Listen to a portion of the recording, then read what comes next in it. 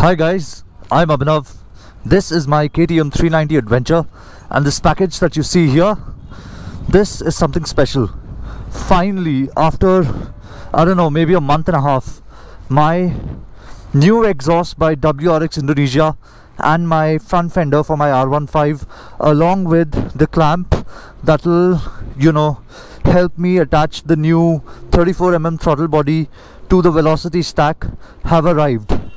These were stuck in customs for a month. I had to go there, I had to speak to them personally, sort out the issues that were there, and I finally have them. So I'm going to take my KTM and I'm going to go to Speed Monks Performance Center. But before I do that, let me just quickly show you some things. Check out the side shoe extender. This has been made by ADV Tribe. ADV Tribe is run by Dipesh Shah. He's from Mumbai. I think it's probably the best quality fabricated products that you can buy in our country. Along with this I think retails for about 1500 rupees. He has sent me this is sort of a guard for the brake fluid reservoir. I'm not sure if you need a guard over here, but it looks very cool. This is also about 1400 rupees. Along with that, now the really cool thing that I have here, this mount. So Dipesh built me a custom mount. This is to mount a GPS on top, and so I'll show you how I've kept my phone over here. So so I've mounted a phone mount on top of that. It's a 25mm bar, which is the same thickness as the KTM handlebar, and it takes any phone mount. So I mounted this phone onto this, and now this works as a very good setup, because earlier what was happening was, let me just sit on the bike and I'll show you. So earlier when I was riding, I had to look down constantly because my phone was mounted over here. So if you're touring on the highway and you have to constantly look down, it's not the most convenient. So I think this is the perfect positioning for it. So this was a production piece that I told Dipesh I really need it, and he sent me the production piece. I was supposed to go out on a ride towards the hills, but because of coronavirus outbreak right now, I'm avoiding it. So well, not going there, but this really is serving a lot of purpose for me. Alright, let's get going.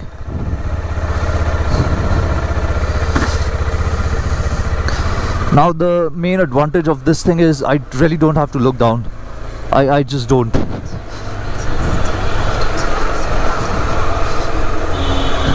It's the safest and the most convenient way to use a GPS mount. That's what I feel. I think it also looks extremely good. Guys, a lot of you were concerned, and a lot of you people asked me on Instagram, then what about the fuel economy? I had told you that I'm running a shorter sprocket at the front, a 14-tooth sprocket instead of a 15-tooth sprocket. I usually ride hard, and even after all of that, so mixed riding, a bit of highway. Sunday I did very hard trail riding in the city, and I'm usually a bit heavy on the throttle. I'm still getting 28 kilometers to a litre. I had changed the sprocket when I got the first servicing done. Now, till about the first service, I did not rip this motorcycle at all. I was riding extremely easy, and it would return close to 30 kilometers to a litre. So, if I were riding on the stock sprocket, I don't think I would have gotten better fuel economy. So for example, a very close friend of mine, Dinesh Chahal, you guys know him as DCV. Now Dinesh rides the same motorcycle, and he is on stock gearing right now. Dinesh is getting 26 kilometers to a litre from his motorcycle, and Dinesh and I have a very similar riding style. So I don't think you should worry about losing out on fuel economy. Then some others also asked me, what about the top speed, the top end? I tried this motorcycle a couple of weeks ago, maybe a couple of Sundays ago. Today's Tuesday. It was still easily doing 166 kilometers an hour. The stock motorcycle does, you know, I mean Dinesh has done 175 on it. So I wouldn't call it a loss again, because 166 on a small ADV, I mean, what more do you want? If you can cruise at 120, 100, let's say you're like a really good rider, okay? Even a very, very, very good rider is not going to cruise at 140 on Indian roads. But let's say you do that, you still have an extra 20 kilometers an hour to just overtake anything on the road. So the top end sacrifice is worth it. It's not even a sacrifice, man. I mean, 10 kilometers an hour, who cares?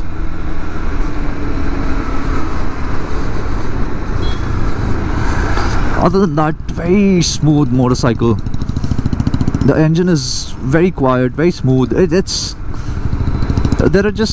just a hint of vibrations, that too on the foot pegs. Otherwise I don't feel any vibrations anywhere, not on the mirrors, not on the handlebars, just a bit on the foot pegs.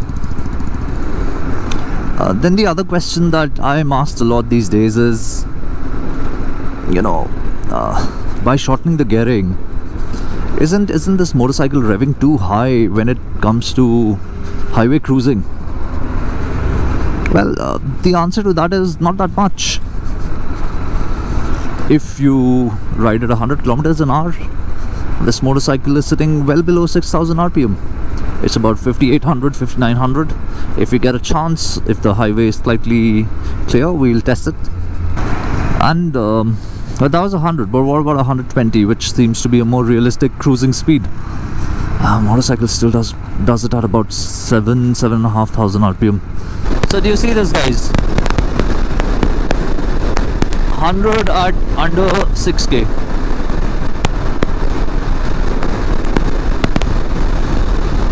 So even with the short gearing, the motorcycle is not stressed.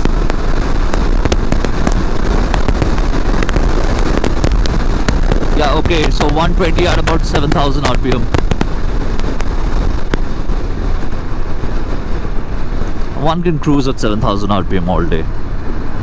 Easy. Easy. So there's one thing that I've noticed about the quick shifter. The quick shifter has started to smoothen out now. It's still not as good as even the Powertronic quick shifter that I have on my Interceptor 650. Forget about the Triumph Street Triple, I'm just not going to go into that territory. It has started to smoothen out. It felt extremely rough earlier, but it's still not there yet. So upshifts are smooth. Upshifts are smooth if you are shifting from the into the 4th, the 5th or the 6th.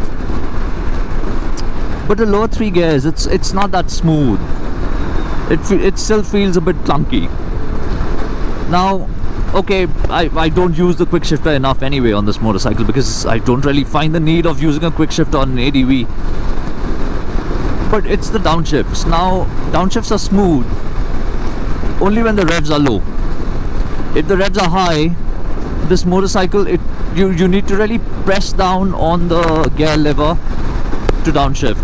Let me demonstrate. Okay, now there. See? So I have to put in a lot of effort.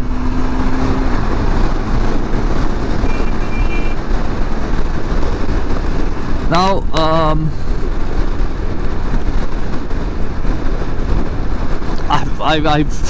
I don't really know a scenario where I would have to use the downshift quick shift feature on this motorcycle. I really don't. I prefer, either using the clutchless technique, in which you just sort of take the load of the accelerator. So that means the load is not there on the gearbox, and the cogs, they just shift very naturally, very smoothly. So let me just show you. So I'm holding the throttle right now. I'm just gonna drop the throttle and I'm gonna get down into the 4th gear.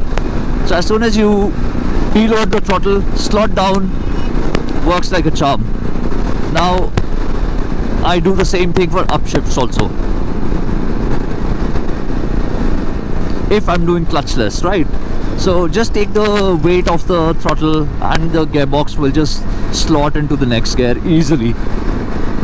So if that seems faster than the down quick shifter, then why the hell is it called a quick shifter?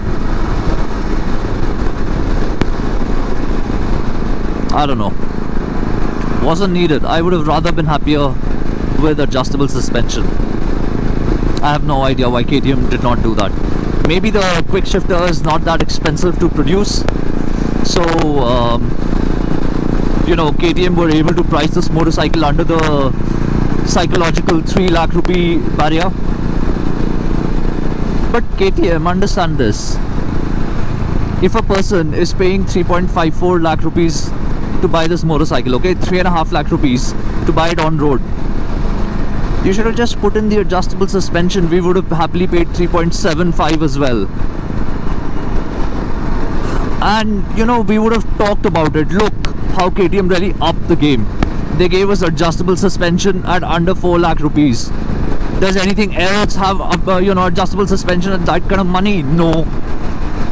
You dropped the ball on this one, KTM. That's what I truly feel. The suspension is really nice on the trail, but on the road it's not. The rear suspension is just not nice.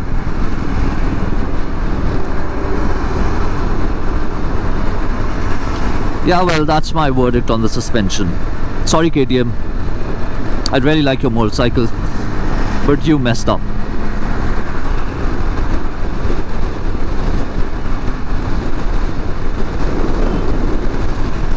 By the way, riding like this, like riding really easy, the fuel economy is, I think, climbing. So when I last checked, when I was talking to you about the fuel economy figures, they were 28.2, I believe.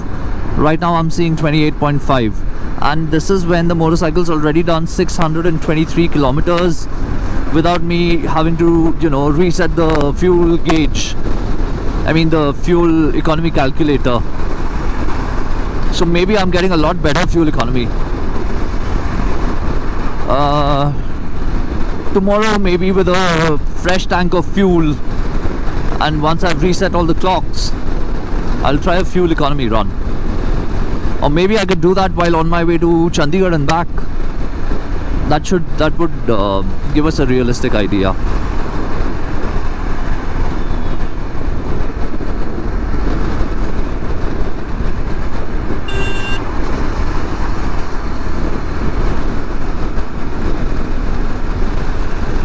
I think the last time when I did an initial impressions of this motorcycle, I must have been around this area when I was talking about fuel economy and range.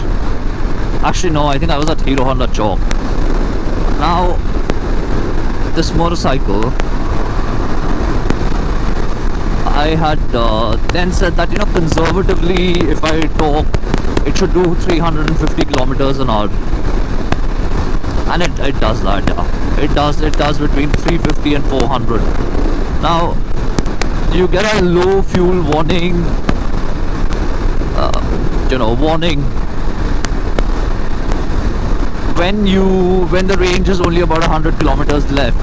So I'm assuming when there's about 3.5 liters of fuel in the tank, it starts to warn you, it starts to tell you that your fuel levels are low.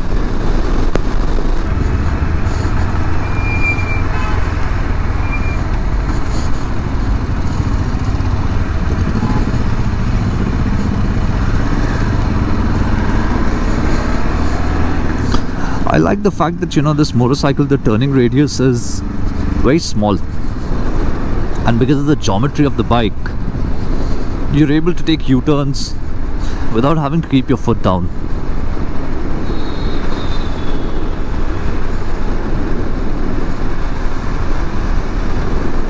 Nice.